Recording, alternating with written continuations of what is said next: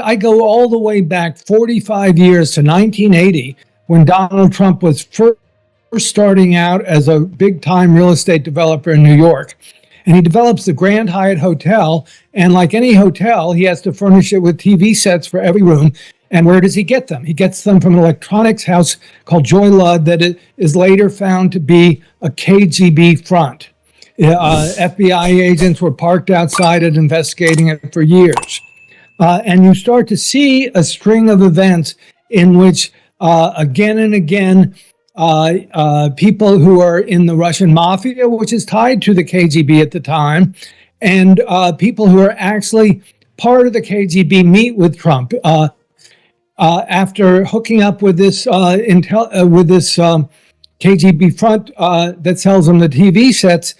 A few years later, in 1984, a man named David Bogatin, who according to the FBI was tied to the Russian mafia, marches into Trump Tower. This is Trump's glitzy new building that has just gone up in the early 80s, and it's where he makes his reputation for the first time. And Bogatin puts down $6 million in cash and asks to buy 5 condos. And I found a total of 13 people who were closely tied to the Russian mafia and owned or bought several properties in Trump Tower and other Trump-branded properties again and again and again. And this became essentially a way of Trump laundering money for the Russian mafia and making a lot of money in the process. Wow, it's a very serious accusation. Have they responded to that accusation? Well, I mean, it's very hard to prosecute Trump for this because you have to prove that he has knowledge that the money is coming from illicit sources. Trump made a deliberate decision not to check their links. And I think it's more than coincidence when you end up having 13 Russian mobsters in Trump properties. And remember, they are tied to first the KGB and now the FSB, essentially Russian organized crime is an arm of Russian intelligence. Sure. So this is a very serious security breach. What you're talking about there, though, is not necessarily Donald Trump knowingly acting on behalf of the Russian state. And I suppose that's where you talk about him being the difference between an asset, as you claim, and an agent, or even sort of knowingly being involved in something like that. But possibly, I mean, what we've sort of seen lately of, Prince Andrew and the alleged Chinese spy, and actually there's lots of people in business around the world who were doing business with people who, it turns out, unbeknownst to them, have links to states or are working for hostile parties. What you're talking about there, presumably, is Donald Trump being useful to Russians who want to do business with him. Well, I think it's more than that, because if you go on and on through the years, there's so many episodes of this. And in 1987, you actually have the KGB send Trump to Moscow and to Leningrad.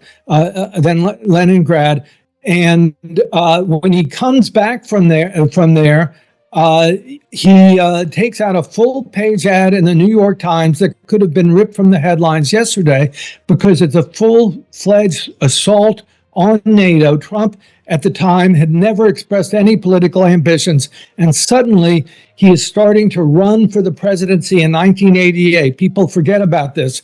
And he takes out a full-page ad in the New York Times that are essentially KGB talking points. It says America has to stop paying to defend countries that can well defend themselves. It's an assault on NATO, on the Western alliance. It's exactly what's going on today. And you see Trump doing that kind of thing an awful lot. But he can also believe those things and them not necessarily be ideas planted by Russia. There are lots of people who take that stance, people who are isolationists, people who do not believe America or indeed Europe have a role on the international stage in the way that others do. Well, there may be some people in the world, but certainly in the United States at the height of the Cold War, that was not the case. Okay, an unpopular opinion for sure, but you see, but not necessarily that it was planted by Russia. He had just come back from Russia, and he was arguing that he should be negotiating the SALT talks. So, I mean, I was not present in the meetings when he was in Russia, that's for sure. Okay. But it did coincide with his return. Does it also not the sort of turn a blind eye to something that's very obvious, which is that Donald Trump, as we know, acts in the interest of Trump, right? You know, he isn't somebody who is, it would surprise me that he would be working for or working in favor of another state when really Donald Trump exists to work in favor of Donald Trump.